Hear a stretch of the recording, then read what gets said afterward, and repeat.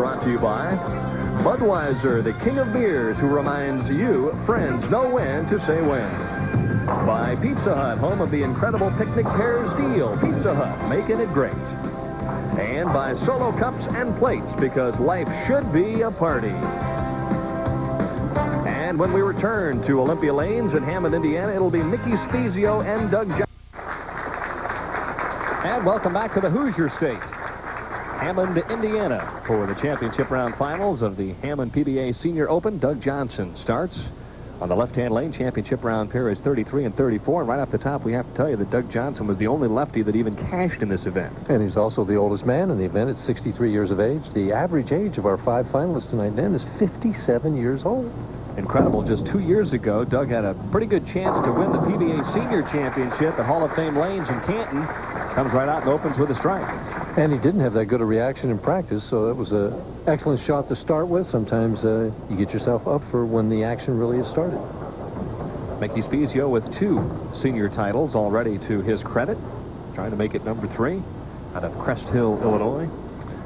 Mickey, a very deliberate player. In fact, there's some speculation among spectators watching tonight whether he's going to have trouble with the 25-second clock. Thumb pops out. Nice reaction from Mickey, who finally gets a break, and the 7-pin is the last to fall. And we're using lanes 33 and 34 here at Olympia Lanes, and 34 for right-handers is hooking quite a bit more than 33. Mickey has that rock-back start, very heel-toe with his approach, and you see the timing is late to begin with. Right here, though, he puts it in. There's the slide, shoulder-high backswing, arm out for balance. Look at how far he winds up behind the foul line.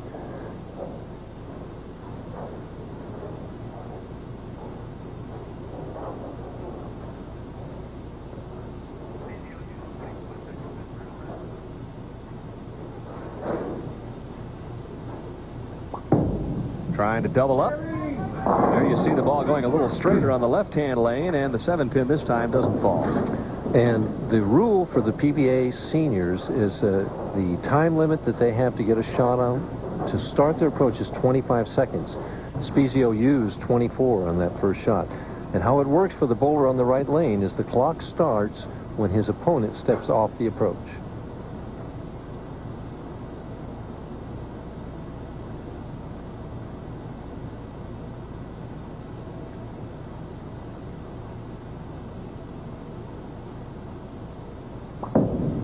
Amazing, because most players will take a little more time on their strike ball than they do on their spare ball, and yet Mickey utilized most of the 25 there. I was thinking the same thing, you know, the exact same thing, that you take less time at single pin spares, but Mickey just seems to be deliberate on everything. Doug Johnson's the exact opposite, though, Dan. He's up there and gone in a heartbeat. Gets into his rhythm, pre-shot routine, and goes up and makes the shot. Oh my, the 247 with the 4-pin moving a good 6 inches off spot. Now he's going to have to shoot it like that, Dan. If the machine would have knocked the pin over, we would have had to set it back up on spot. They're going to have to get that deadwood off the lane, though, in the back. There's a pin lane over in the 10-pin spot. They're kicking it off of there. He didn't make it. Well, it's a stubborn pin, doesn't it? Makes this spare a lot tougher. It's almost like a mini split. All right, but you're still going to shoot this the same way you would shoot the baby split. Absolutely. You hit the 2-pin on the left, and you'll make that spare. I mean, if you hit it, well, thin on the left, anyway. Kind of unusual to look at that. Let's see if it has any effect. Oh, what a tough break. Wrapped it around the 7-pin, and you're right. That was a horrible break after an excellent shot by Doug Johnson. That was almost like a 4-5-7 lead for a right-hander, that you split the 4-5, and the 4-pin goes around the 7. You blink and you miss this guy. 4 steps, pushes and steps. Now his timing is much earlier than Spiezio. Gets the ball over the foul line, quick steps.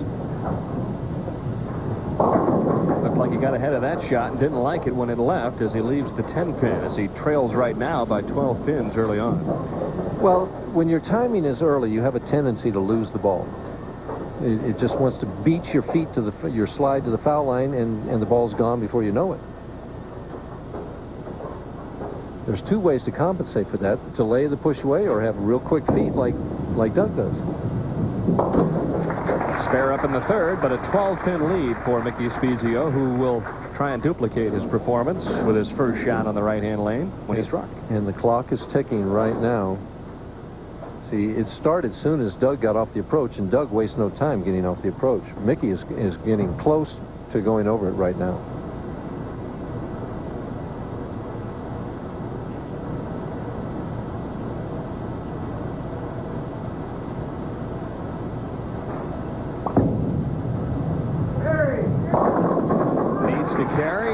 Does, and we're notified that that shot took 23 seconds to get off. Well, he's getting faster, Dan.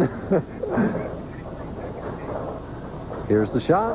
Right around the second arrow, Dan. A little inside of it. And the ball really never makes a strong move at the pocket. Carries that light, thin hit with the 8-pin going down last. Mike, I'd like to develop that a little bit further. What would happen in the event that Mickey would go over 25 seconds? Well, the first violation is a warning. Every violation after that is a $100 fine.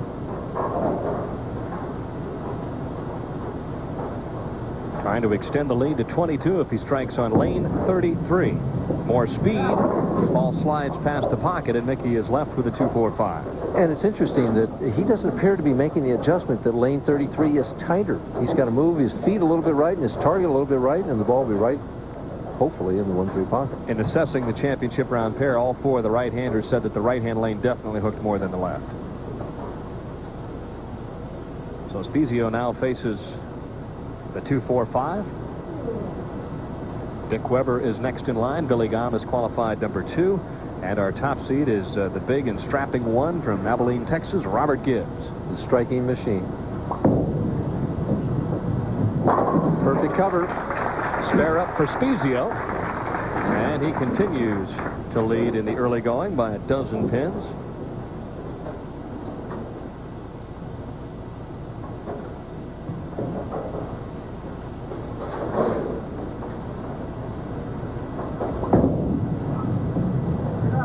Looks like that ball came off a little early as well. But that's what was happening to him in practice, the whole practice session. Every time he threw it a little wide to the left, it never made it back. I heard him also talking about the fact, Mike, that he was, every time he put a piece of tape in, he would hang up. Every time he took it out, he was dropping it. He was just right in between there with the thumb size, too, which is disconcerting. Well, that happens to professional bowlers all the time. It used to happen to me all the time, and I get trapped in the way. I would try and compensate, the way a lot of bowlers try and compensate for that is they'll tear off a half a strip of tape and put it in there rather than a whole strip. I've seen Mike Albee do that. I've seen Mark Roth do that. I know Mark used to do it all the time. So he's down by 13, certainly not out of the match here as we near the midway point, but nobody's really doing much along the strike shot zone. Kind of what we expected, because they didn't have that good a shot in practice, these two bowlers. Players average better than 230 composite on the championship round pair. Looking for the light hit, the wall shot, and that doesn't happen. So Doug Johnson faced once again with another split opportunity. Well, the light hit. My voice is not operating tonight, Dennis. Leaves the 5-6. The ball will fit right between the two pins and make the split if he can be accurate enough.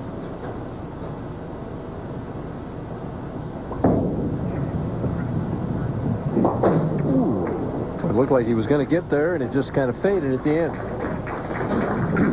So Johnson has his second Open in 5 frames, and Spiezio steps up and comfortably leads now by 26. And all Spiezio's doing is filling the frames. Johnson is more or less self-destructive.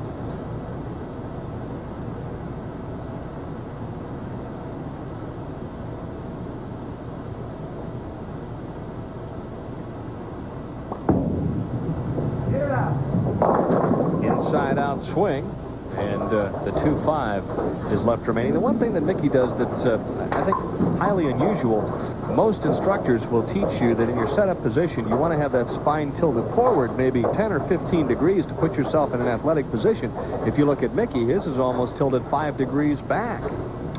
He's always had that kind of trigger mechanism where he rocks back to get started, and like you say, it's not necessarily what we would teach. As we see him rock back now, that's his trigger mechanism to start.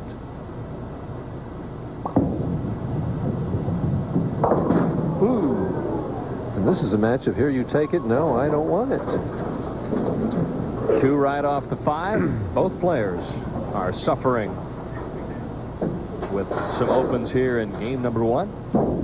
What you want to do is hit the 2-pin on the right here and hard and straight, what all the tour players do, and he didn't do that. A lot of oil to go across, and he wanted to make sure he hit the 2-pin, and he did, and he knows he's given Doug Johnson an opening right here. Which is something that he really didn't want to happen. He had him down and not out, but certainly close, trying to take advantage of that. 2-4-5 momentarily, and now the 2-5 again. Boy, you miss it, then you get to go back and shoot it on the left-hand lane, which is even tighter than the right-hand lane. Well, he made it back in the 4th frame here. He made the 2-4-5 then, so he knows how to shoot the spare on this lane. The right lane, again, hooks a little bit more. I guess it hooks more for spares, too, then. Well, why wouldn't you shoot this shot and visualize it as if you were shooting the 2-4-5? Well, you would. Sure. You would. Although it'd be easier to do, wouldn't it? This one's easier, though, because you don't have to hit the 2-pin flush enough to carry the 4 out. Well, that's true. Just got to hit that 2-pin on the right, and you'll make the spare.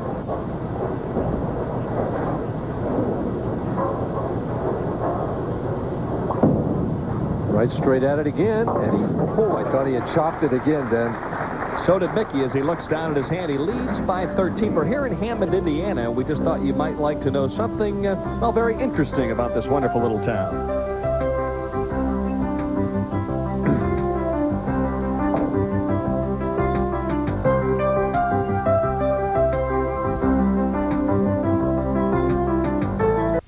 $1 million, the easy way?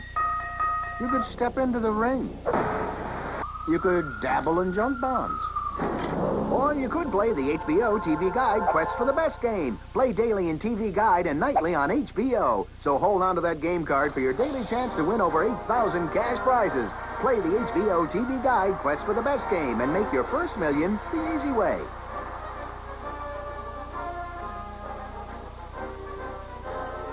Everything you need to know about pay-per-view can be found in your Warner Home Theater Guide, located in your monthly bill. Convenient, colorful, concise, and complete. Your Warner Home Theater Guide not only provides you with photos and descriptions of all this month's movies, it will keep you informed of special events such as boxing, wrestling, and concerts. Plus, you'll find simple step-by-step ordering instructions on the inside cover. Warner Cable, great performances every day. Whether you want to see Hi, I'm Curtis Strange. If you think the PGA Tour pros are heavy hitters, hey, check these guys out. Don't miss a live Friday night doubleheader starting at 7:30 Eastern. If it happens in baseball, you'll see it on ESPN. We're back now live in the 7th. Spiezio leads by 13. Doug Johnson with a strike and a spare conversion. Mickey Spiezio comes back with very possibly the best shot that he's thrown all week long. And what they're finding as we take a look at Joan Spiezio, she looks on, this approves of Mickey's last shot, is that the oil is carrying down the lane.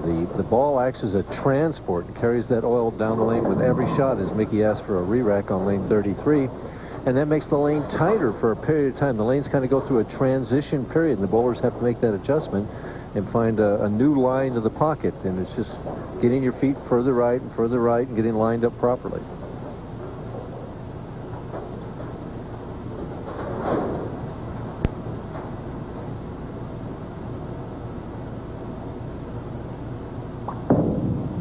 Kind of hung in the thumb there. And we see the result. He breaks down the 5-7. He's obviously moving on every shot. He's getting closer to throwing the ball in the pocket, but still the ball does not finish well on 33.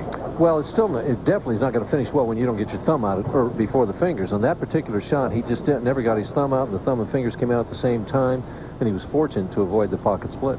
Or is that because the thumb hole's too tight, or he's squeezing the ball? Possibly, I would think, squeezing the ball. It's very hot out there. He may be having tape problems like Doug Johnson is having. All throughout the Midwest, temperatures in the 90s today with plenty of humidity as well. And these synthetic lanes can get a little bit tricky, so that humidity goes up and down. I always found my hand could get a little bit tricky, too.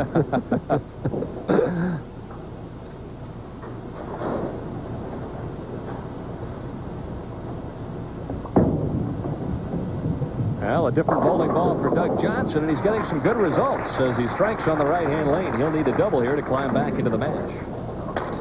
And he's done what Robert Gibbs did yesterday morning, gone to a sanded finish type bowling ball that's going to bite the lane more than that shiny one he had.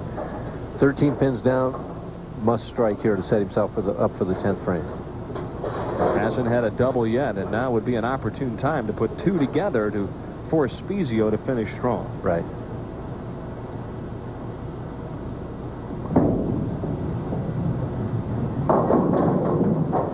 The moment he let it go, he almost turned around because he realized that was headed for the nose. Well, the follow-through was so quick. I mean, it's quick with him anyway, but that was a jab. Looked like my putting stroke. But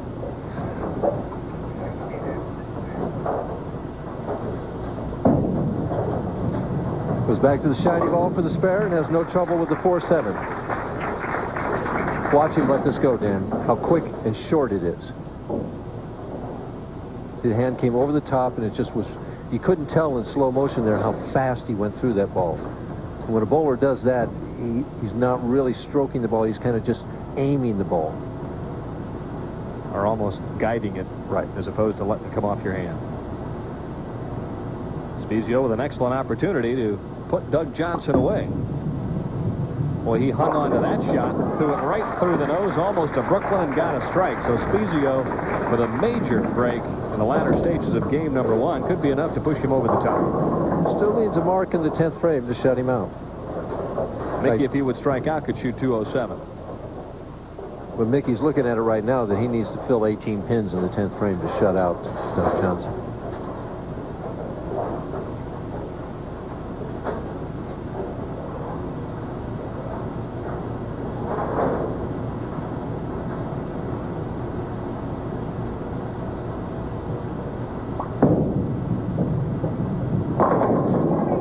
This time he gets the 5 to dance into the 7, so he's getting closer on the left-hand lane. A little better shot there. Needs to make this and fill 8 pins, and he'll move on to face Hall of Famer Dick Weber. Weber over on the practice pair, trying to loosen up, get those nerves under control.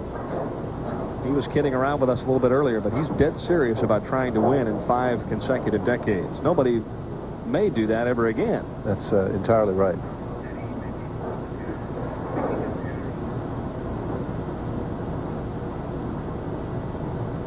Cross lane at the 7 pin. Had it measured just about right.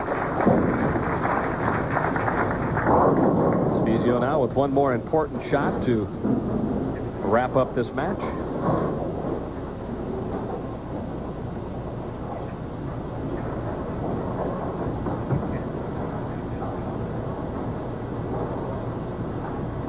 Well, he is deliberate, isn't he? He sure is.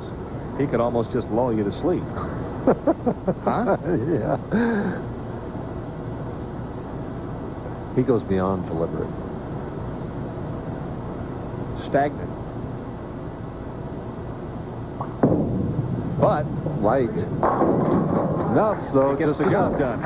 Everybody has their own timing mechanism, though, Mike. I know that people talk about it in golf. It's the same in bowling. Look how fast Doug Johnson's up, even though the match is over. Everybody has a different heart rate. Everybody operates at a little different tempo.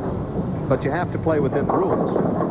Well, he's bordering on not playing within the rules. Well, Doug Johnson finishes up 5th. Spiezio moves on to game number 2 here in Hammond. Three guys from the neighborhood, 3 different styles, but they know what's good. 3 radically different sandwiches. International chicken sandwiches from Burger King. Have it your way. This is ham and Swiss cheese on it. Have it your way. Melted mozzarella and marinara sauce.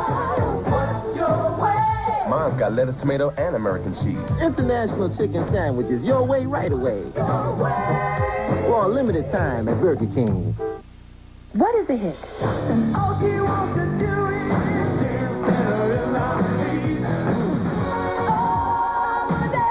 If it's on VH1, it's a hit. VH1. The greatest hits of music video. Break the mold. Taste the cold of Diet 7-Up. It's a few degrees away from the everyday. Diet 7-Up with NutraSweet. Break the ice. Average Builders is brought to you by Pizza Hut, home of the incredible picnic pairs deal. Pizza Hut, making it great. For tonight's average builder, we're going to do something just a little different. We're going to look at a whole different segment of the bowling population. And that segment is the disabled bowler, of which there are well over 1 million in the United States today. And there are all different kinds of disabled bowlers. There are wheelchair bowlers, there are blind bowlers that use a handrail to assist them, and there are what we're going to look at tonight, chute bowlers that use a special ramp to assist them. And with us tonight, we have a very special guest, a young boy named Joshua Hyde. Joshua is from nearby Warsaw, Indiana. He's 10 years old. He's an honor student at Madison Elementary School. And Joshua is an avid bowler and an avid bowling fan. And Joshua has cerebral palsy. Now, the cerebral palsy has affected his speech, so in order to communicate properly with him, we have his father, Roger, with us. Now, Roger has built this special ramp for Joshua, and on it we have a 16-pound bowling ball. This is what we call a two-piece bowling ball. And a two-piece ball is one with a big weight block in the middle, and the rest of the ball is shell. Now, the center of that weight block is this pin right here. And we've circled the pin and drawn a straight line from the pin down to the label. Now, this is what we call the 6 o'clock position. And if we roll the ball down in this position, it goes pretty straight. Now, as we turn the ball either right or left, we can make the ball go in that different direction that we want to. Now, Roger's going to set it up for Joshua, and Joshua's going to roll it down the lane, and we're going to see what the ball does. This is set at the 6 o'clock position right now. Joshua, you ready? Go ahead. Attaboy. And it's going pretty straight. Looks like my ball. Now we're going to make an adjustment in that position of that pin and the label in order to try and make the ball curve and try and hit the head pin. And Joshua's going to tell Roger what adjustment should be made. As we get the ball, Roger's got the ball. What time, Joshua? 7 o'clock, he said. So Roger now has set it up at 7 o'clock, and Joshua's ready to let it go.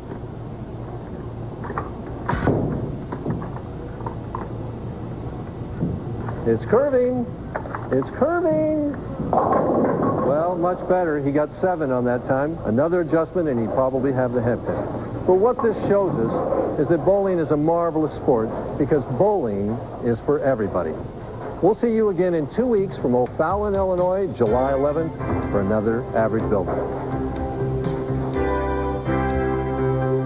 Ah, there's our young player. Excited about the tip, and I wonder what he's learned. Oh, no, Joshua, not a bowling pin and a bowling ball. Now, the key is, will Mike Durbin come next week with a similar haircut? Of course, you'll have to stay tuned to see if that happens. There's a breed of man who lives for the challenge of the grill, the roar of the flames, and the cold steel of the spatula. Let's cook. Dad, we're doing pizza. But this summer, Pizza Hut has the incredible picnic pairs deal. Try one of 3 great Pizza Lovers pizzas for just $8.99 and get a second for just $4 more. Okay. Who wants another slice? Pizza Hut, making it great. On the surface, it's a perfect neighborhood. But beneath the surface, there could be trouble brewing in the septic system. Ask anyone who's had a backup. Regular maintenance, including Rid-X, helps keep your septic system free-flowing and helps prevent backup. Use Rid-X once a month. Red Devil enamel. You can always count on its durable finish. Harder than ordinary paints, its beauty lasts and lasts. Red Devil enamel for the finish of a lifetime.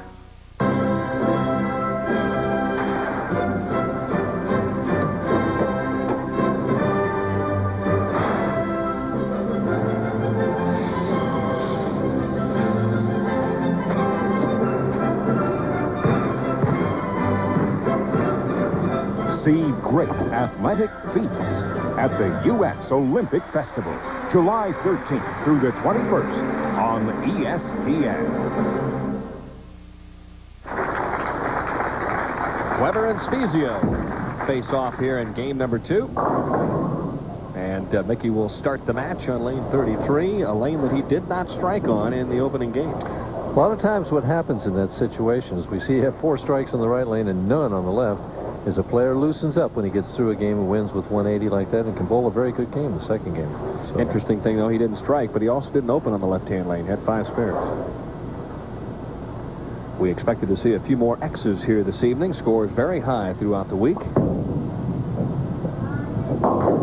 And something that we didn't see in game number 1 was Mickey Spiezio going high on lane 33. Probably made that adjustment that we're talking about and just can't get lined up right with the oil and the dry part of the lane here. A lot of players have what they call the overreaction, that they got into the oil, it just wouldn't finish enough, and they came up light, that they moved right, the ball grabbed too quick and went high. The players that are here tonight are the ones that didn't have that overreaction. Or didn't have it very often. Right.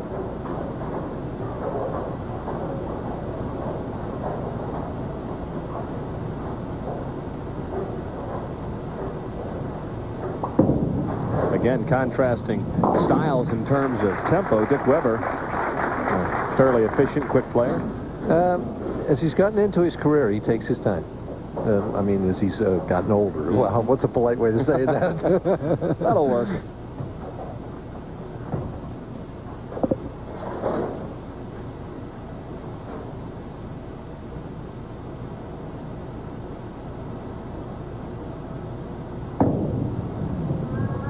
Opens up with a nice shot, but leaves the half-10 on lane 34.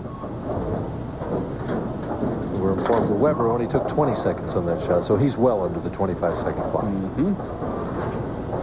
What about the touring players? What would the average time limit be for the younger touring pros? Well, it depends who's playing out there. If you've got an Amuleto Monticelli, it'd be close to 22, 23, 24 seconds.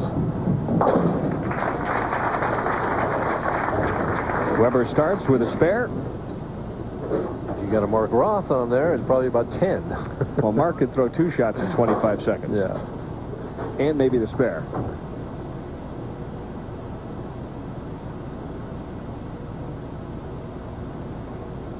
Fans waiting for something to happen here. Not much in terms of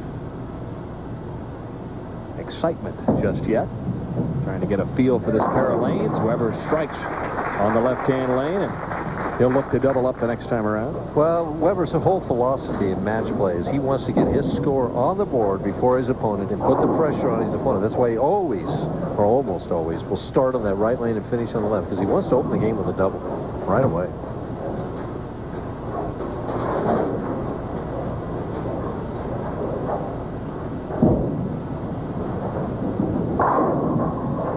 And Mickey, I think, has switched bowling balls, Dan. He's gone to a shinier one to go straighter, especially on this right lane. He may use one ball on the right lane and another on the left.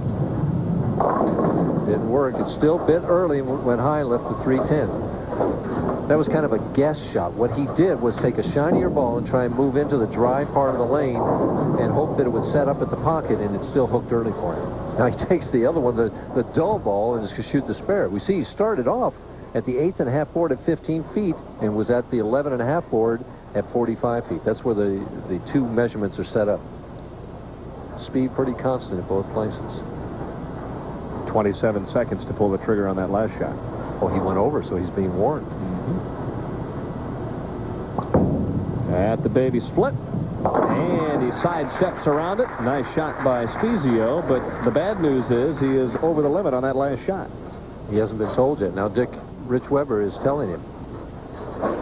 Or he's going to wait. Maybe he's going to wait until after he gets done with his next shot to tell him. Now the clock starts. There's Rich Weber, the tournament director. That's Dick's son, by the way. 40-year-old son. The clock starts on the left lane when the ball comes back out of the ball return to a position where the bowler can pick it up.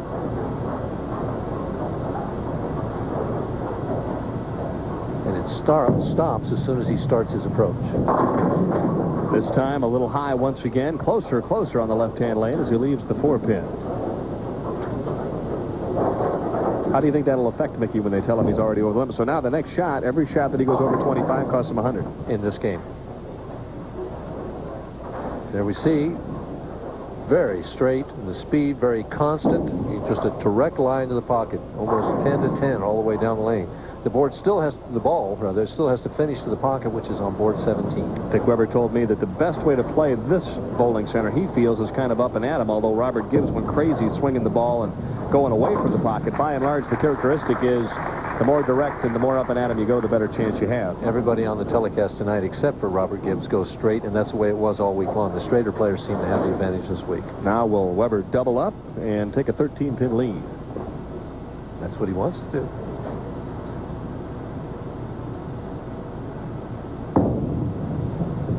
Down on one knee once again. That menacing 10-pin. You could see him get the ball a little left into the oil that time, and that was a fallback shot. It definitely fell back all the way. He was hoping to get a break on the 10-pin, but it didn't. Weber has always been a great spare shooter, great split shooter over all the years.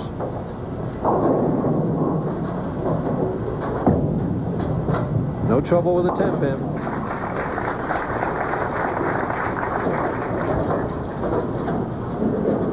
Weber now in the last few years has started a 6-step approach. So he'll start with the right foot, now the left. Now he pushes the ball.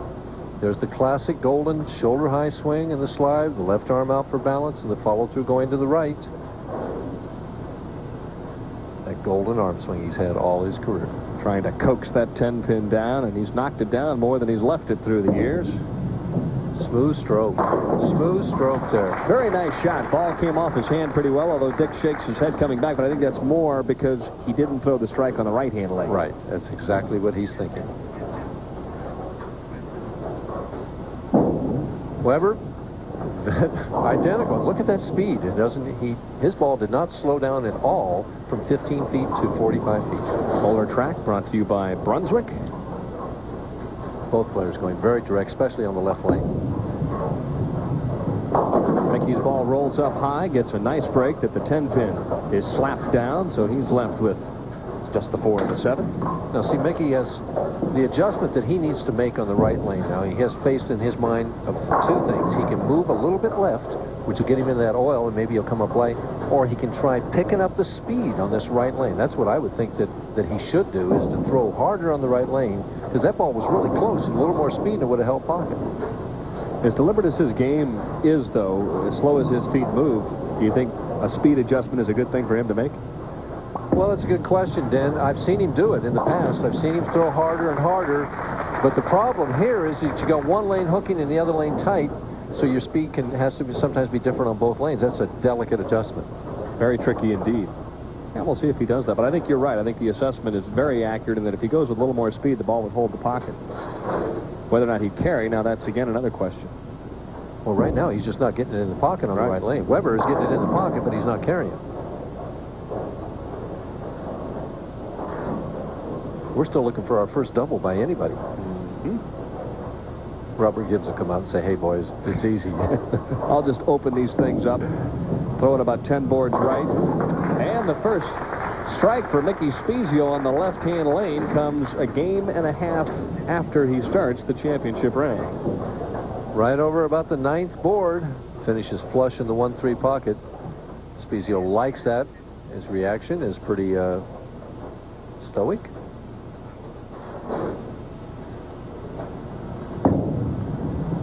Will it carry? Nope. Same identical hit 3 times in a row. He just cannot get the ball up to get that 10-pin out on the right lane. But better to shoot at just the 10 than that with company, right? Well, yes, that's true, but he's going to need more than just single strikes to win this game. You just got through telling me nobody's thrown a double yet. I know, but I have every confidence that somebody's going to.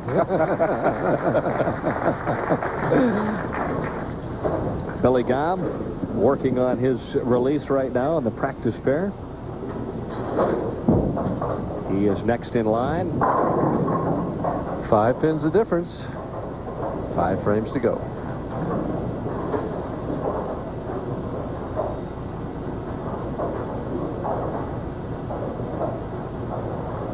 On lane 33. Will it carry? Nope. 10 pin again. Every ball in the pocket. Got 4 10 pins and 2 strikes. Well, he talked at the top of the show. It was a matter of making good shots and carrying. Carried most of the week. That's why he qualified in the number 3 position. So do you stay right where you are, throwing the same shots, and you hope to carry that 10 pin? On the left lane, he does. In the right lane, he may have to try and swing it a little bit more. All right, it's a 4-pin match, and very close indeed between Weber and Spiezio. We'll be back with more after this.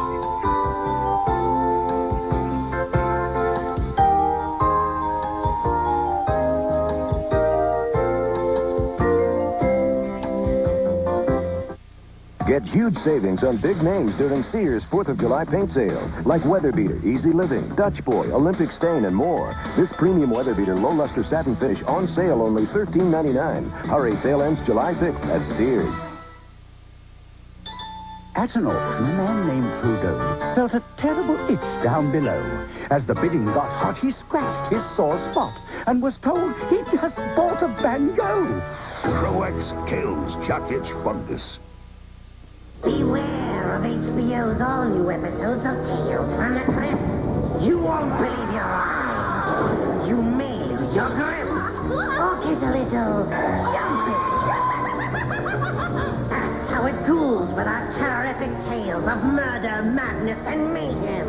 And that's just the fun part. Tune in and you just might be another satisfied customer. Tales from the Crypt. It's only on HBO. Soothsayer, Sear, the Eastern man most high, finally predicted a double while we were away at commercial. Mickey Spiezio did double in the 6th. But I'm really wrong because the viewers didn't see the double. They still haven't seen a double. Mickey saw it and he loved it. Then the next shot was light, so Spiezio has taken over the lead from Dick Weber, who has struggled to knock down the pesky 10-pin. The pesky 10-pin, yeah. I know how he feels.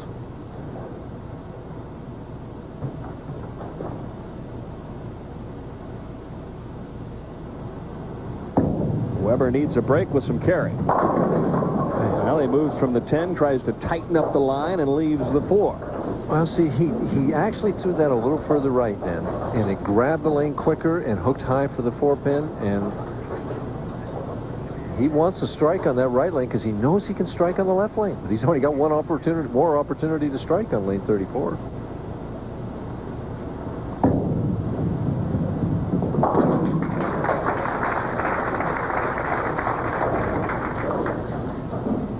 Saying, come on, set. Oh, you rotten 4-pin. Just 5 pins behind. The left-hand lane has been the better lane thus far for Dick Weber. And for Mickey Spiezio. Yep, you're right. It's a little tighter lane. Right. He's got a strike here to save count. A little more speed, and Weber's down on one knee, now both of them, and he looks back up at us with a grin on his face. Well, better late than never, right? Well, I mean, he's running the strikeout, and he tilts the 5. You know. Wasn't exactly his power A game. Right. Spiezio, who in the 6th frame doubled on lane 34 with more speed, exactly what we were talking about. And he went back to the ball that he originally used on that lane. More speed, more room, ball rolls up, and he has seen what Dick Weber has seen throughout game number 2, a solid 10-pin. Well, it's a tight match, Dan. It can happen. Anything can happen here, I'll tell you what. 4 pins the difference. Spiezio has them. Both of them good spare shooters. I don't look for anybody to beat himself that way. These two players have bowled against each other head-to-head many times in the Midwest region. And now Dick Weber, of course, is the regional director for the Midwest region.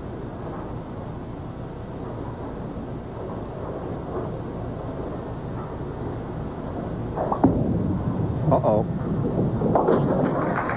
Never a doubt. Mickey looked down at his hand. He lost that momentarily.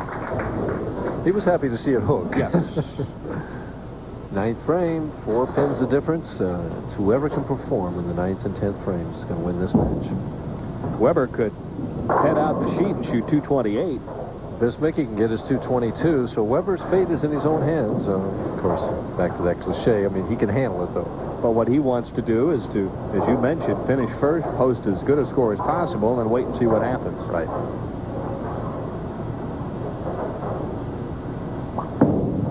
Good speed there. And a very nice reaction and a strike for Spiezio, who sets himself up for the 10th frame. Now what he hopes is that he has a chance to win the match. There we see, boy, just dead straight and the speed constant all the way down the lane. That's as straight as you can go, 10.5 to 10.5. He's deadly accurate, isn't he? Biggest shot of the week for Dick Weber right now. A little more roll, a little more speed. Weber holds pocket and gives it the big right hand, so he answers the call with a very clutch strike in the ninth. He wants a re-rack in the 10th frame. No, he doesn't. He was just asking for the score. We see he really went to his old standby, the frozen rope, more speed and right into that oil, and he knew it had a chance. He's just looking at the 10 pin now. Now he's got to take advantage of that 10. Weber back up on top, trying to increase the lead. Well, the carry. Stood up on it, and the 7 pin was there momentarily. Weber spun around and saw it finally fall. You know, this reminds me of the match that Certain and Earl Anthony had last week, and we saw one Hall of Famer, Earl Anthony, strike out to shut out Jimmy Certain. We'll see if this Hall of Famer can do the same thing against Mickey Spiezio.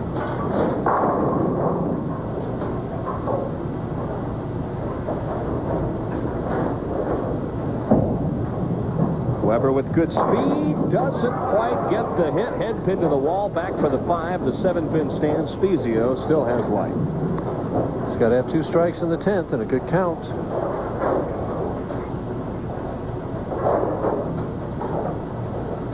Just pulled it a hair, and the ball didn't finish. It faded all the way. You mentioned how accurate Dick was in many years. He'd bet lunch on making that 5-7. And he'd win. Oh, yeah. Well, you've spelled it out for Spiezio. And there you see it graphically. He's got a lot of work here in the 10th frame. But he knows he can hit the pocket on the lane 10. He's got that confidence right now.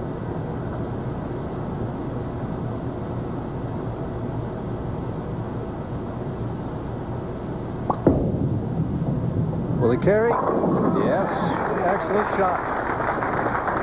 Beautiful execution for Spiezio, who knocked out the 10 pin on lane 34. One more, and he's virtually assured of taking on Billy Gaume. There's Joan looking at it. No, he's not. He needs this and 6 pins. I'm giving him the benefit of the doubt. If he strikes here, I think he's going to get 6. I know. You always look at me that way. It's just I've seen things happen in the past. So have I. He's got to have this one first.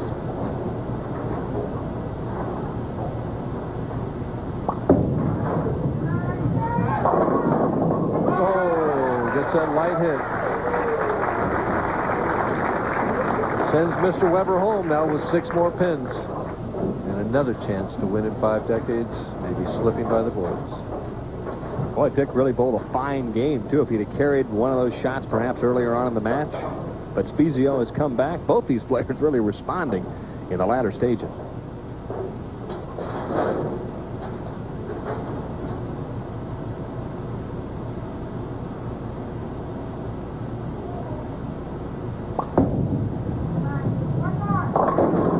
It's enough. Second game in a row, Spiezio has had an opportunity to come up and close things out, and he does so as he beats ABC and PBA Hall of Famer Dick Weber 217 and 220. So a 3-pin match, and a good one. Weber will have to pack it up and head off to Illinois, which is where the senior tour heads in a couple of weeks. We'll be back with more from Hammond, Indiana, after this.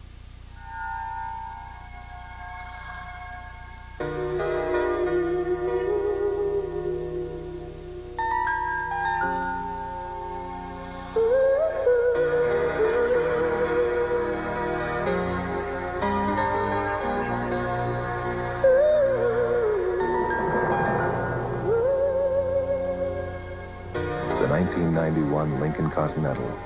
See it at your Lincoln Mercury dealer today. You know, I pass myself off as a bit of a know-it-all from time to time. Now, there's an understatement if I ever heard one. But there's one thing that if only more parents knew about could mean help and hope for thousands of young people. You must mean the Shriners Hospitals for crippled children. Yep. They offer totally free medical care, some of the finest in the world, to children with orthopedic problems, and there's never a charge. You knew that? Sure.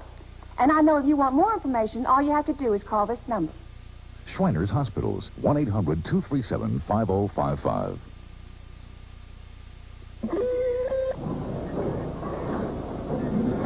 And now let's take a look at the rest of the top 24 as they finished up this week at Olympia Lanes. Al Marco in his second tournament. John Handegaard was one of the 300s this week.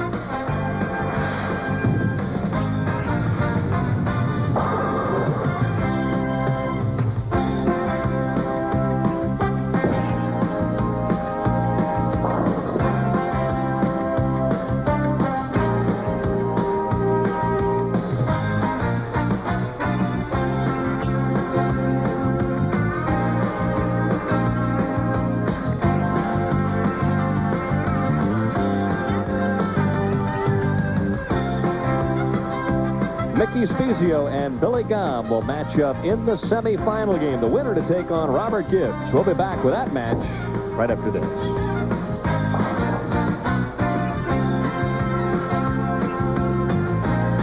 This minivan goes shopping, gets the kids to school, carries camping gear. When I need brakes, I can't wait for my dealer to fix them. Then come to Midas. Hey, this is a minivan. Hey, this is Midas. Cars, trucks, vans, and minivans. We're the brake experts. We do the job right with a written estimate up front, Midas-trained experts, and a great guarantee. What about price? You get a good price and a lot of value. For brakes done right, nobody beats Midas. Nobody.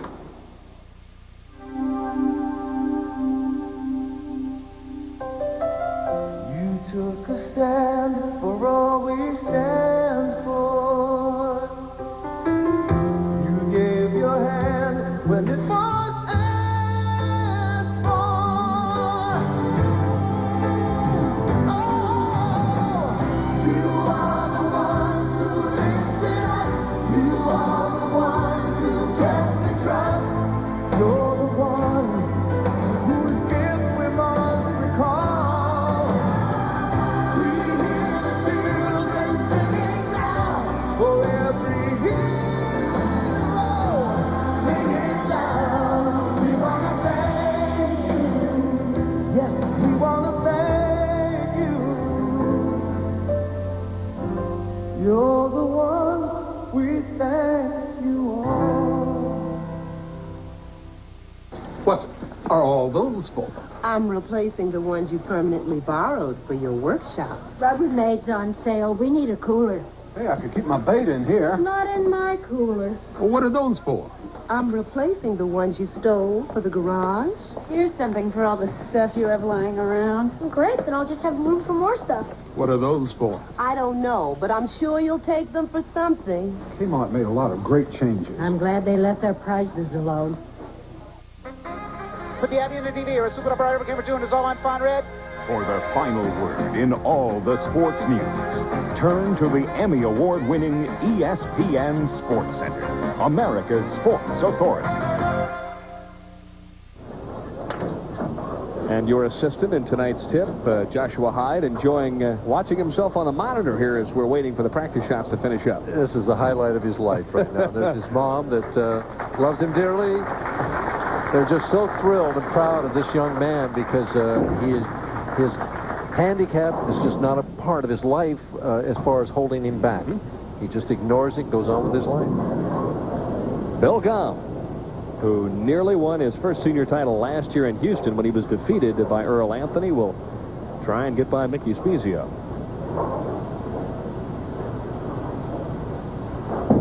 And he's chosen to finish on that right lane and starts the left with Grandma's teeth. The 4, 7, 9, 10. Is that before she had him taken out or after?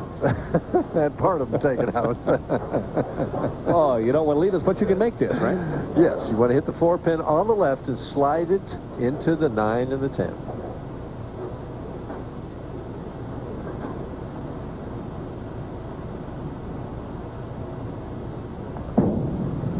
Give it some room. Not enough. So Bill Gaume steps up, opens in the first frame, and he will have a difficult task to try and catch Mickey Spiezio, who has been taking advantage of his opponent's miscues here tonight. And Spiezio's still striking more on the right lane than he is the left, but put them together in that last game. Maybe Weber made a strategic error by finishing on the left lane, although I doubt it. The key number there in the stats was the fact that Mickey's had but one open thus far tonight. It's not how many, but how many you beat your opponent by. And he just barely beat Weber by 3 pins, and beat Doug Johnson by a few more than that. Right. But he's not ripping them apart, but he's winning the games, moving up the ladder. It's averaging 203 for the first couple of games. That's been more than enough.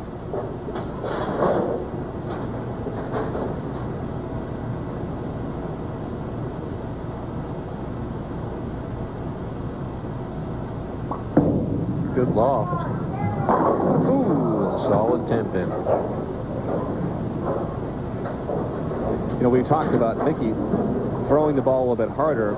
Now I see how he's delaying, and he's using more loft as opposed to more speed, or a combination of both. Well, he's also throwing it firmer, Dan. And another thing is we see that the speed, you know, is 18.2 miles per hour. Again, very, very straight on this left lane. One thing that he is doing now that he wasn't doing before, since he's been warned, he's taking less than 20 seconds of time now. So maybe just the fact that he's forced to go faster to keep from being fined is making him bowl better. Well, there is no question that when you get to a certain point, taking too much time has to be detrimental. There's no way you can get loose and be relaxed and focused and concentrate for that length of time. Well, we're all different, you know. It takes, as you said, each person has their own pre-shot preparation, and some take longer than others. But Mickey seems to be bowling better, going a little bit quicker. Billy Gaume with that figure 8, tugs on it just a little bit, tries to get the ball to set, and leaves the 4-pin. And it did set, just a little bit tight in the pocket right there. Billy used to bowl for the Stros, didn't he? Holds that ball up high, 5-step player. As we see, figure 8 with no slide at all, and he says he's always wound up that far behind the foul line. When he moves up closer, he just takes shorter steps and winds up back that far anyway.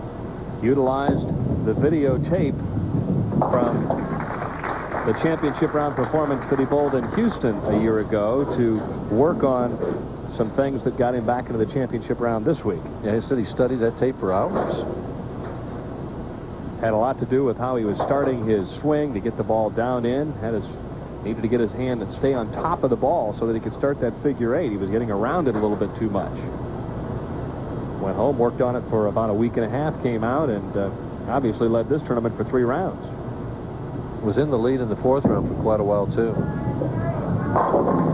Ooh, see how high that 6-pin got on the 10, but didn't knock it down. He got halfway up the pin there. As we watched the 5 finalists practice on the championship round here before the telecast, you and I both commented that we felt that Billy had by far and away the best reaction and the best shot. Yeah.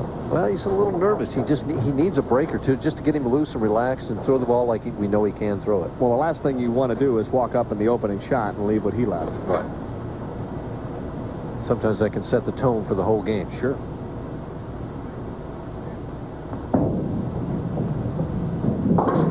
No trouble with a 10-pin. All right, the Red Sox, who are just 2.5 games out of first place, take on the Orioles coming up on Friday night in game number 1, or possibly Seattle and Toronto, the Rangers and the California Angels in the nightcap beginning at 10:30 Eastern Time, Major League Baseball on ESPN. Back to live action. Spiezio with a 13-pin lead and a very nice shot on the right-hand lane that ends up in a 9 count.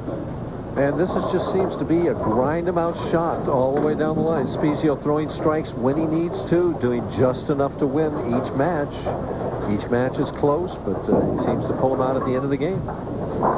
One of the things that I wanted to make mention of as well is the fact that through the years, even on the regional level, Mickey Spiezio has been a very effective match play bowler. Not the guy that averaged the most, but a guy that knew how to win matches.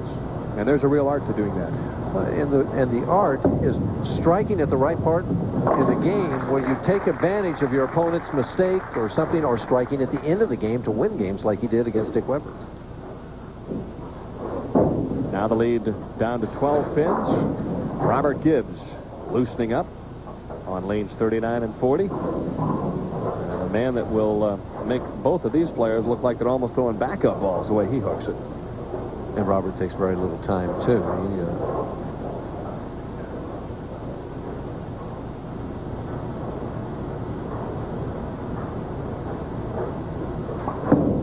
Good loft, good speed. And no carry. While we're on the subject of tempo and how much time it takes, when you are bowling someone like Mickey Spiezio, who you know going in is going to maximize and use every possible second and slow the game way down, does that bother you?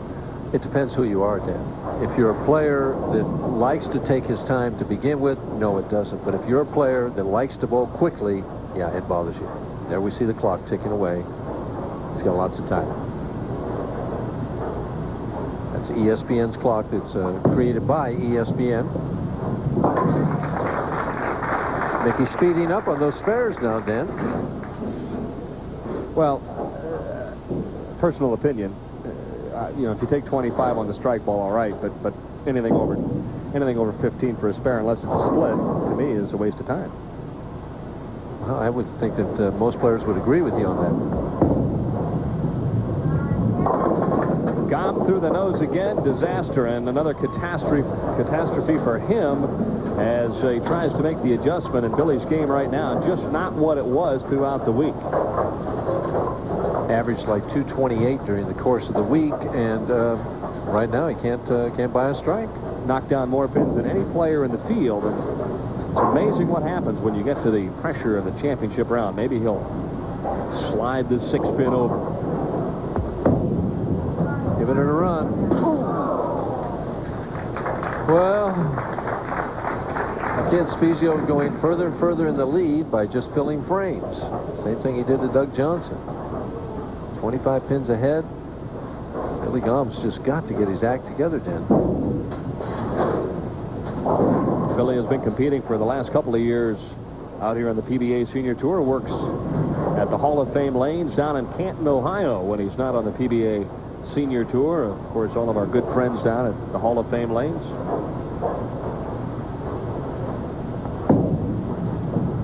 Light. Boy, he's just lost, Denny. Just not coming out of the ball, doesn't have the rhythm, doesn't have the feel. Sees the game slipping away one frame at a time. He's got a tough spare here. The 258 is no gimme.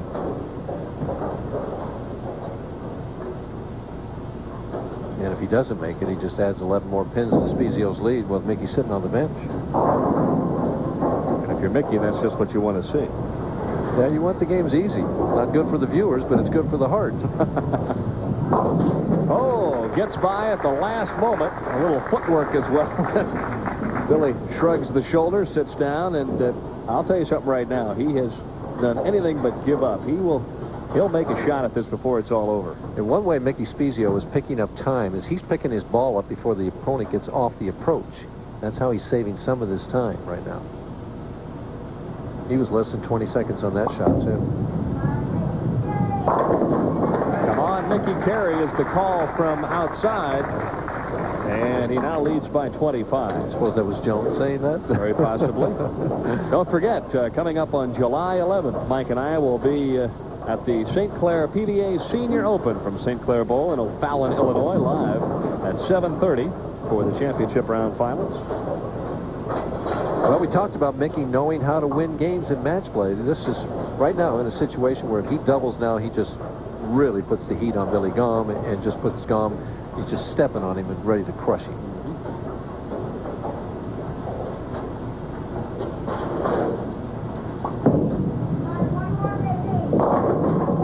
Now, it's got to be Joan. One more baby was the call that time. I thought it was one more Mickey is what she said.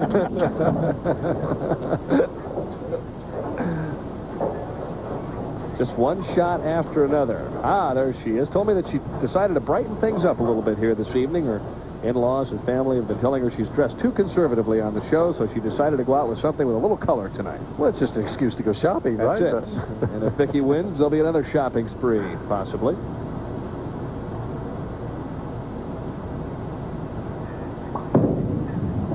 Workmanlike fashion. One frame after another, one shot at a time. Spiezio leads by 25, and we'll be back after this.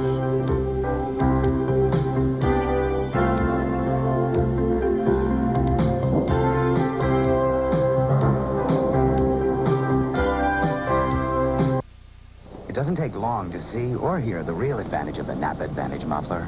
A limited lifetime warranty that's got you covered when other mufflers don't. That's because the Napa Advantage features the unique rust fighter Absorbite that less expensive mufflers don't have, which is why, in the long run, cheap mufflers aren't cheap. For the participating Napa Advantage Service Center nearest you, call 1-800-338-3800 and have them install the advantage of a lifetime. Napa mufflers are supplied by these Napa Auto Parts stores.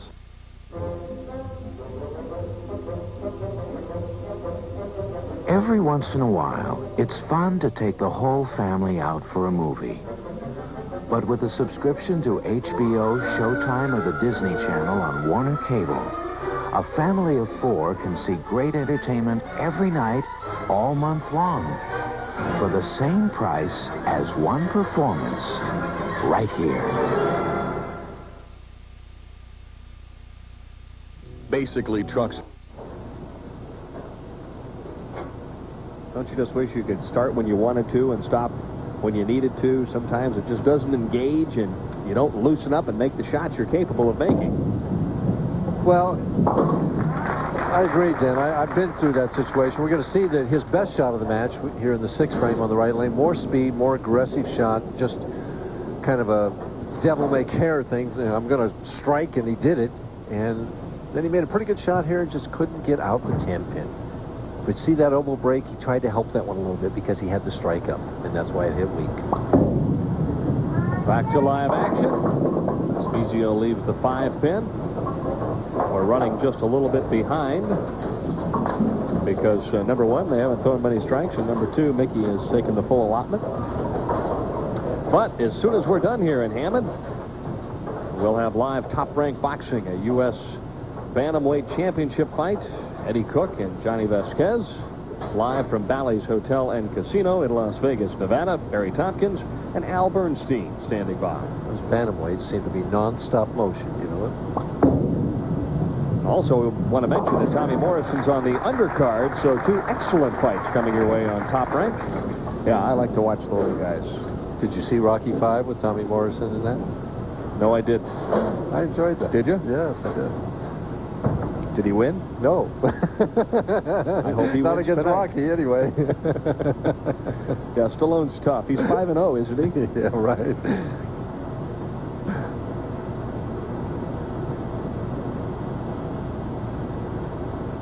Spiezio also looking for a knockout punch. Light. 2 in the 5, been the only chink in his armor.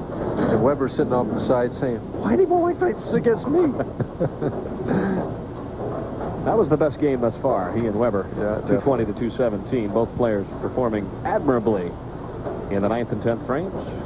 Weber was trying to become the first player ever in PBA history to win titles in 5 consecutive decades. He'll have to come back another day or another night.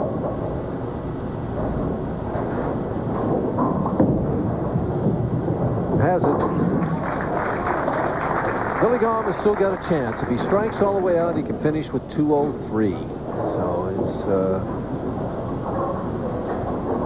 not out of the woods yet. The old adage, if you can do it with a pencil, you can do it with a bowling ball.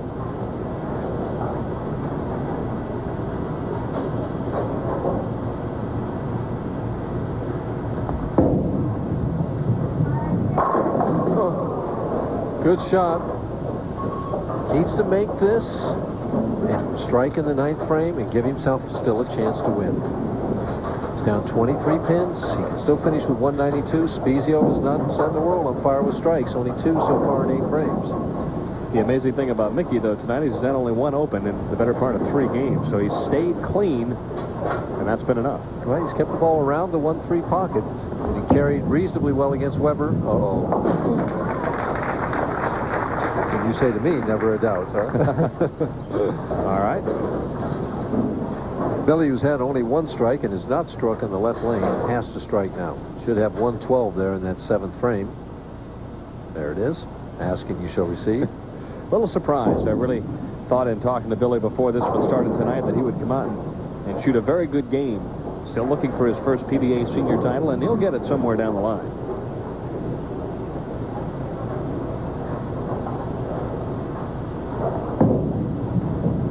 Jumping at him, and gets the 10-pin out. Still alive. See, the last 4 frames, Mike, you can just see the difference in his arm swing and his rhythm and his velocity, and he's starting to make some shots. He did not make any shots the first 5 frames. Well, and if you don't make shots, you see the results. I mean, he had 2 opens and 73 in the 5th. Still could shoot 192.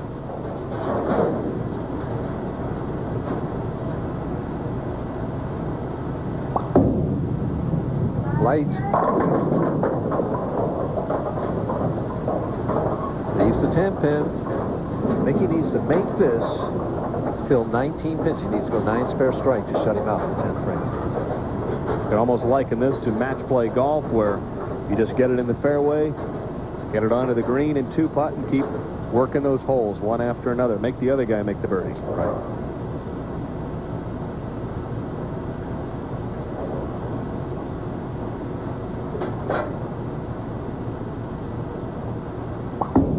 Cross lane at the 10-pin, hits it flush in the face.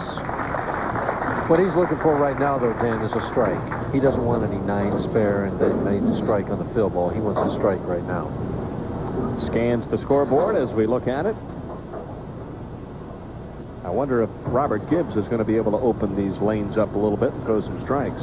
Well, the lanes are hooking more today than they were yesterday when Robert Gibbs crushed them so much. So he may have a little trouble.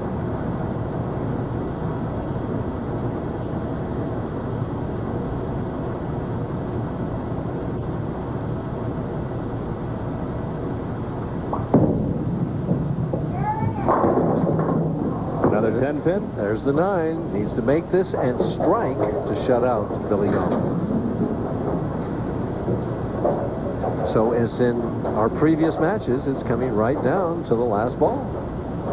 Just 2 strikes in this game, and yet he still leads by 21.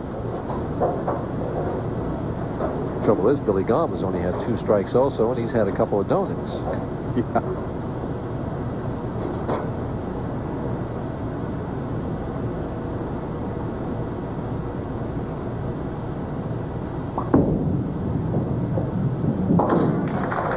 Spiezio still grinding on every shot.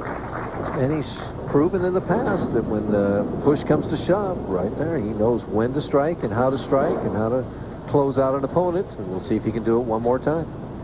A strike here, and he moves on to take on the top seed Robert Gibbs. 9, and Gaume has an opportunity to tie him. 8, and Billy would have a shot at winning the match.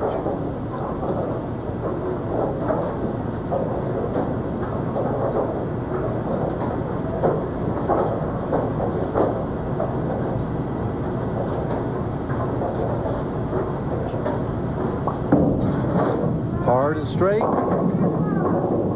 Well, Billy can strike out and tie. He didn't throw that one very well, Dan. He went right over the top of that ball, never got his thumb out clean. 192 clean with 2 strikes. Billy Gaume needs all 3 in the 10th to have a 192 tie in overtime, just what we need. Running just a tad behind schedule.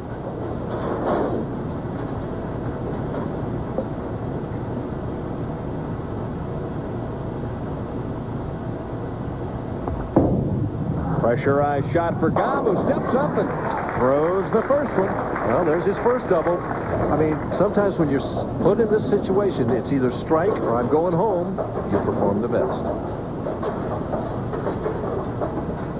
One at a time.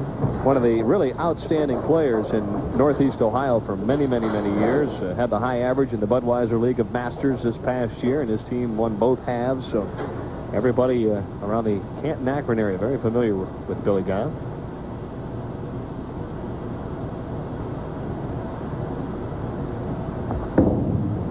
Will it carry?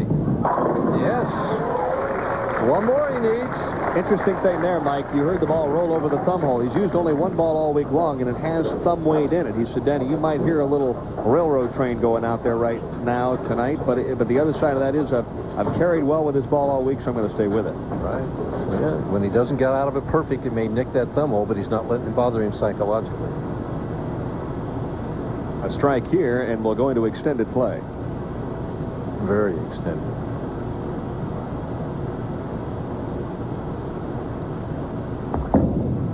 Set it down early. Oh, off the wall.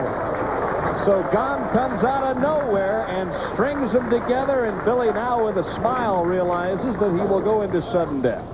And we're going to see this one as it comes off the wall. He didn't get any lift on this ball at all. It's not really turning over. The head pin goes to the wall and comes back and gets the 5. Now we're back to live action into sudden death. It's a 9th and 10th frame.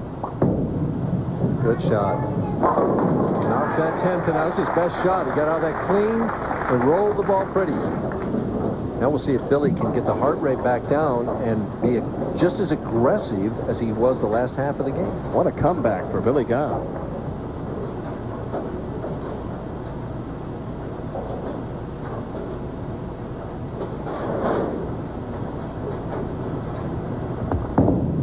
Well, he's familiar with this lane. Make it a 4-bagger on lane 34. He wishes he could bowl the ball over there. He's got to go to the other lane where he's only had 1 strike so far. He's got to finish over here. I saw him look down at the approach there. He's kind of thinking in his mind, where do I want to stand on this lane? Get myself together here, wipe the oil off the ball, and make a good shot.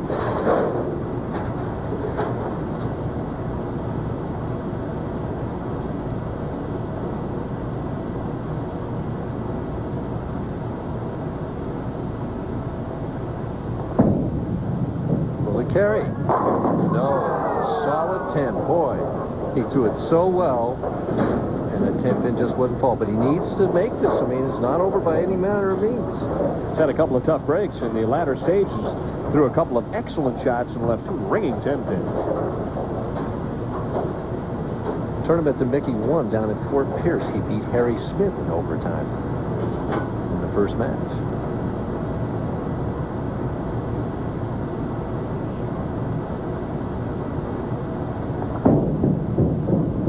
That's the time to hit that thumb hole when you're going at that 10 pin. It's going nowhere, especially left. You can count on that. So with a strike here, Billy Gaume would count 40 in the playoff frame. And keep in mind that Mickey Spiezio is working on a strike as Phil calls for a re-rack. And that's why this fill ball is just as important, because this makes Spiezio strike for that first ball in the 10th to win the match. If he strikes here, Mickey has to strike to win.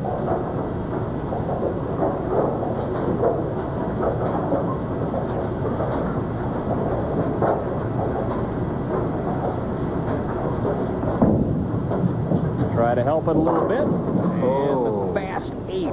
A tough break. Bill Gaume cannot believe the ball reacted in that fashion. 38. See, now Mickey has 2 opportunities. If he strikes here, he wins. If he doesn't strike and he spares and gets 9, he wins. So he's got to be loose and relaxed on this lane. Just throw it in the pocket and see what happens.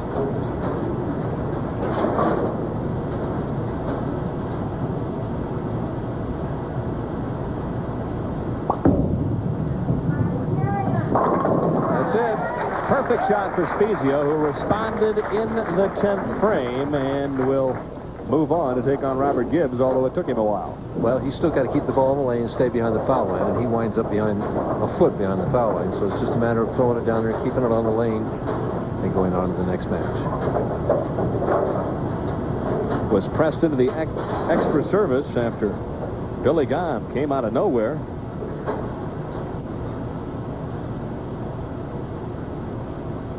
Spiezio now just putting the finishing touches on his 3rd consecutive win. And we'll head to commercial and come back with a title match here from Olympia Lanes in Hammond, Indiana. It'll be Mickey Spiezio and the top seed from Abilene, Texas, Robert Gibbs. I was ready for my vacation, but afraid of being locked into inflated rental car rates. Suddenly, everything fell into place. Help you with that excess baggage? Thanks, she's not with me. I mean those inflated prices. Dollar Rent-A-Car is right on the airport, right on the money. Great selection, unlimited mileage. Call 1-800-800-4000. Break the mold. Taste the cold of Diet 7-Up. It's a few degrees away from the everyday. Diet 7-Up with NutraSweet. Break the ice. No matter what you drive, no matter where you drive it or under what conditions. You can rely on Champion spark plugs to help your engine run smoother and more efficiently on or off the road. Champion spark plugs, no matter what you drive. What is a hit? What is a hit? What is a hit? What is a hit? If it's on VH1, it's a hit. VH1. The greatest hits of music video. Planning. Where'd I get the capital to start this business with my daughter? By investing for the long haul. And forget full commission brokers. I called Charles Schwab. Munis, mutual funds, blue chips, and I saved plenty with Schwab's low commissions. Every day I tell my daughter, think long term. Make your own decisions. Be your own man. We give you more ways to succeed. Championship Frame is brought to you by Midas for mufflers, brakes, and shocks. Nobody beats Midas. Nobody. And this evening, nobody beats Mickey Spiezio. Nobody. Especially in the championship frame. He's been throwing championship shots the first two games, and this is one of the third game. The first ball in the 10th frame. He strikes here. He locks up, makes an excellent quality shot. Flush in the pocket.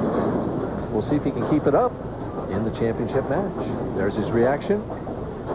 And when we come back, there are only two left here in Hammond, Indiana. The top seed, Robert Gibbs, who averaged 228, and the challenger from Crest Hill, Illinois, Mickey Spiezio. How do I know where to get my brakes done right? Come to Midas. You get a lot of value for the price, and you get something else. Peace of mind. Knowing you get a thorough inspection by Midas-trained experts and a written estimate up front. Knowing every brake shoe and pad is guaranteed for as long as you own your car, and knowing the job will be done right. That's why more people come to us for brakes, knowing that nobody beats Midas. Nobody. Break the mold. Taste the cold of Diet 7-Up. It's a few degrees away from the everyday. Diet 7-Up with NutraSweet. Break the ice. He's got a 5-iron. No, it's the new Grooming Edge from Black & Decker. He clears the rough. Now with a twist, he edges the bunker. Oh, what a shot. He grooms. He edges. The Black & Decker Grooming Edge, the trimmer, with a competitive edge. Live, top-ranked boxing on ESPN. The place where fighters have stepped into the ring as unknown, made the right connection, and emerged as champions. You gotta knock him off the winches, all right? Eddie Cook puts his U.S. Bantamweight Championship on the line against Torch Vasquez. Tommy Duke Morrison, the real-life Rocky, is ready for a heavyweight clash. Top-ranked boxing, Thursday night, live on ESPN. Robert Gibbs and Mickey Spiezio will fight it out here for the Hammond Open title. And in bowling, you know, it's not how big you are. Robert Gibbs is very big, but Mickey Spiezio's been big in 3 matches. So we'll see who throws the bigger ball. Still struggling with lane 33, but he gets to finish on 34. And again, I want to re-emphasize 1 open in 3 games on this pair of lanes tonight is pretty good.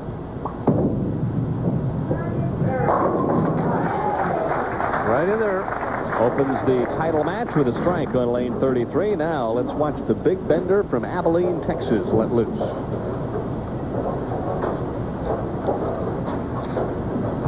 Has already finished second twice this year, so he's bowled for 2 titles and come up just a little short. And he hasn't been able to make that shot at the crucial time to win the match. Time to twist it up a little bit, and he throws a bone-crushing strike on lane 34. That's what he did all day yesterday. All day. I would think that he would like the left lane more because it's a little bit tighter and he wouldn't have to try and swing it as much.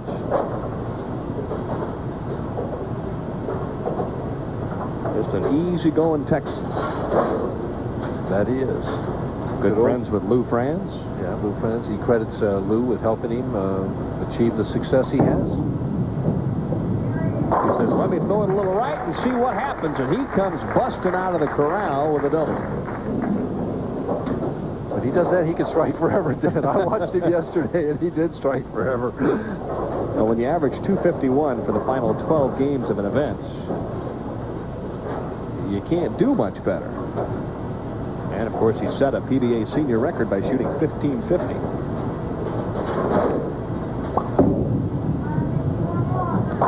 Virtually no strikes in the first 3 games. Players open up with a double each here in the title match. Maybe they know we're running short of time. I'm going to say they've been told.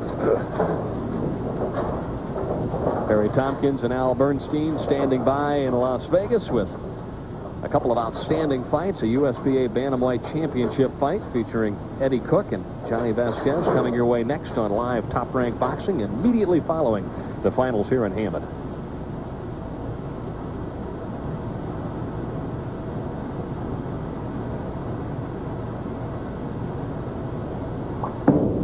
For 3, has to hurry. Didn't get out of that clean, Dan, but got that light wall shot hit. That's the best place to hit when you don't throw a real quality shot.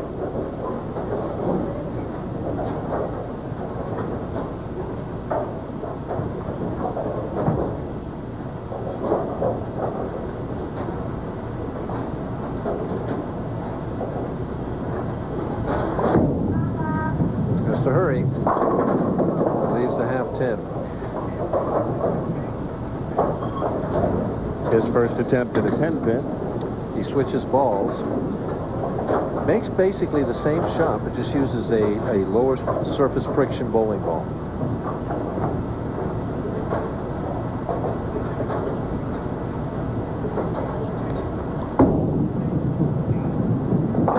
Skids it into the 10. We'll be back with more of the title match. Spiezio leads by 10 pins. At the first tickly itch of athlete's foot, Desonex. Do not stall. Desonex intercepts athlete's foot before it turns ugly. Killing those grungy fungi before they get cracking and burning.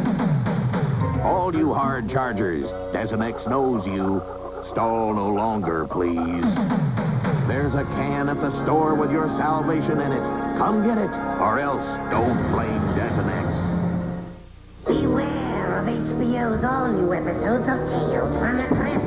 You won't believe your eyes. You may lose your grip. Or get a little jumpy.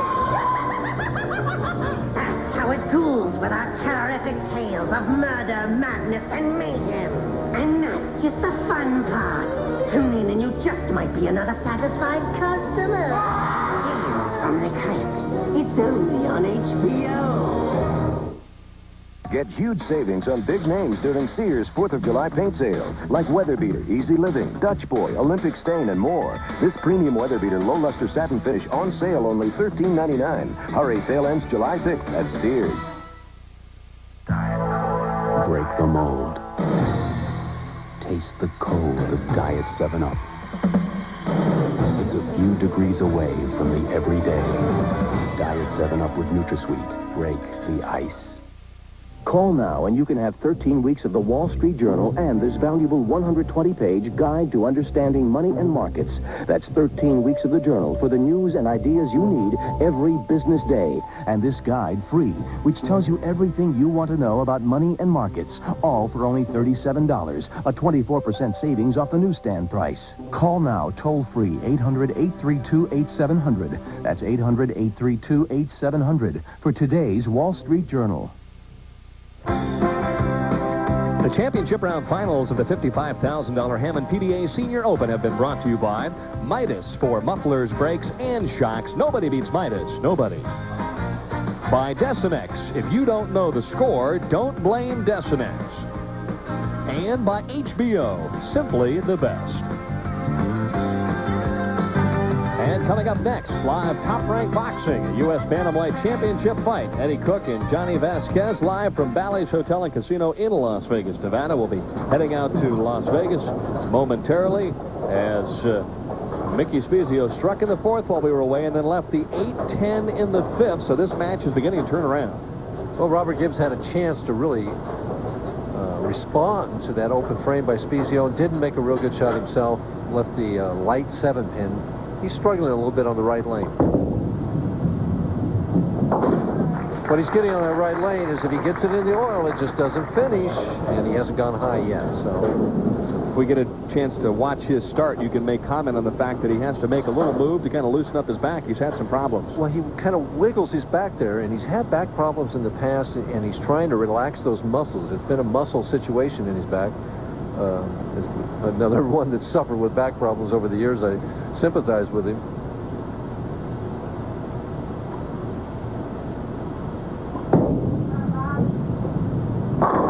Boy, he's got that lane wired. And another strike for Gibbs, this one in the 6th. And just a reminder, we are running over our allotted time here in Hammond, Indiana, but don't worry, Top Rank Boxing will be coming up next from Bally's Hotel and Casino in Las Vegas, Nevada. So we'll go from bowling to boxing momentarily.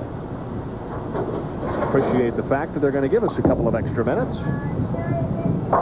Spiezio bounces back, though, with a very nice shot on the right-hand lane. Did not throw it well, though, on 33 the last trip. Well, the last 2 trips on 33, he's kind of hung in the thumb, come over the top. He got the light hit back in the 3rd frame. In the 5th frame, he got up a little higher in the pocket, left the 8-10.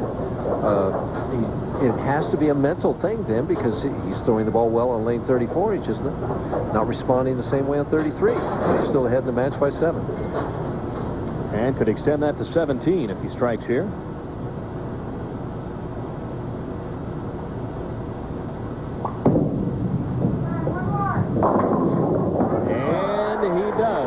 Shot, and at the last moment tickled the 7 pin. Similar to the shot that beat Weber, that light hit that he carries. Robert Gibbs, though, needs to strike here on lane 34 to get himself, maintaining pace with Spiezio. Doesn't fall too far behind.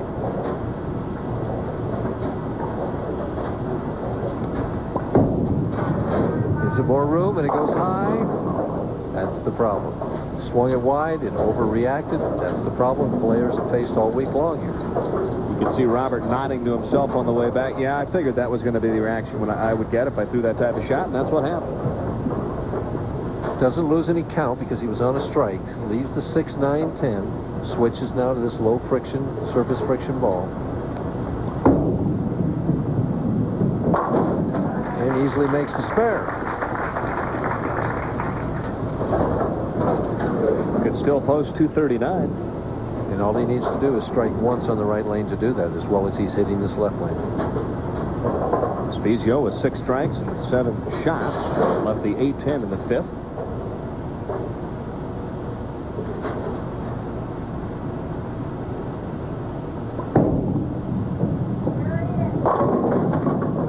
And leaves the soft 10 on the left lane.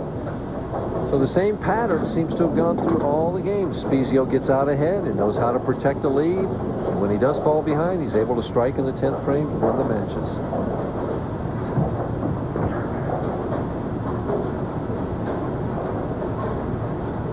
So close thus far here in 91 to winning a couple of senior titles. Robert Gibbs, though, finds himself in a precarious position once again heading into the 9th and 10th. He can wind up finishing 2nd for the 3rd time this year in 1991. All he wants Mickey to do is just not strike. Yeah, give me some kind of a chance. Yeah.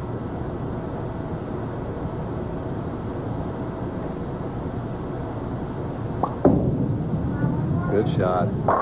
Can't throw it any better than that, Dennis. Again, he knows how to win matches. When he won his 2nd PBA senior title in Fort Pierce, he went through all 4 bowlers at that time. And he wants to score. He wants to know what the score is. Right over the 10th board. Ball finished flush into the 1-3 pocket. He's going at a 236 pace right now. If he strikes here in the 9th frame, it locks it up. Seems to be one of those types of players that feeds on his performance and on the performance of the people that he's bowling against. Ball's just enough to win. Loft again. Soft 10. Thought he had struck again in the 9th, but once again the 10 pin remains.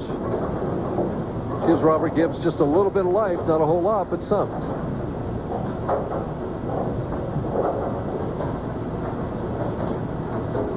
Mickey now just thinking to himself, just take care of business here. Don't give anything away.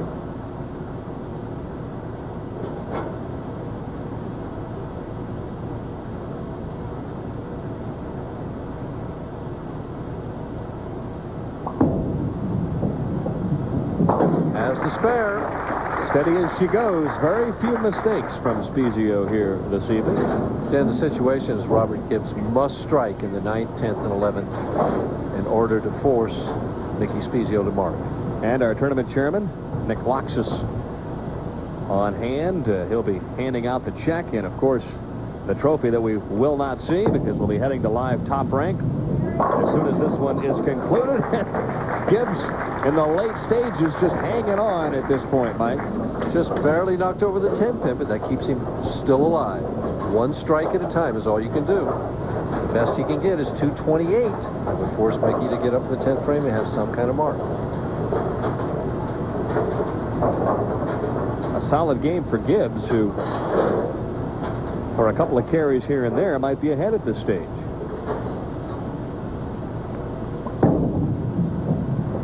Not wasting any time with an excellent shot on lane 33. Well, he's had no trouble with 33 all the way through the game. Has an opportunity for 7 strikes on the game. If he gets 2 more, he'll wind up with 6 strikes on that lane. He's only able to convert twice on lane 34.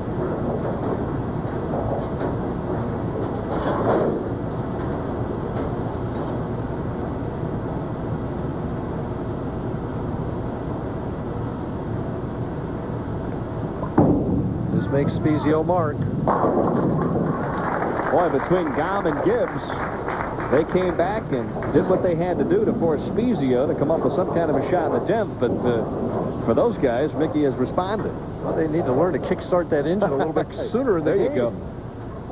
Maybe put a little heat on Mickey as opposed to the other way around. Right. His game plan has worked beautifully here tonight. Get ahead and stay ahead. You have to be impressed with the performance of Robert Gibbs, though, who fell behind and finished strong with a string of strikes, a 4-bagger, as he shoots 228. 8 strikes in that game, and he may lose. 8 out of 12. Situation is simple. Spiezio needs a spare or a strike.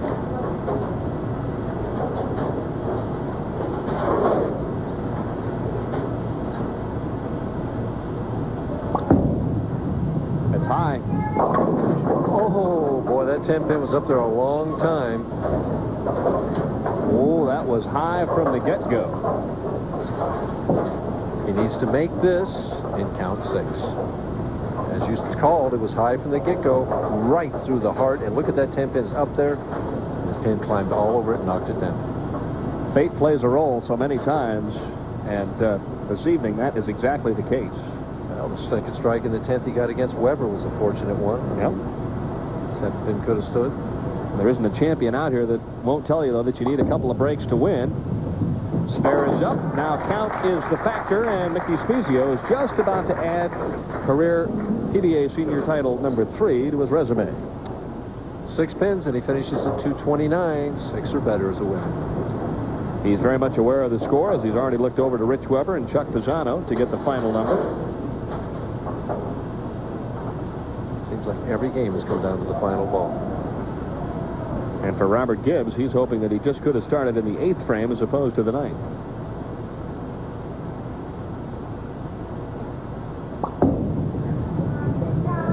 High and hard, and you finish like a champion. Mickey Spiezio captures the Hammond PBA Senior Open by defeating top seed Robert Gibbs 233 to 228. We'll send you down to Las Vegas. So long, everyone.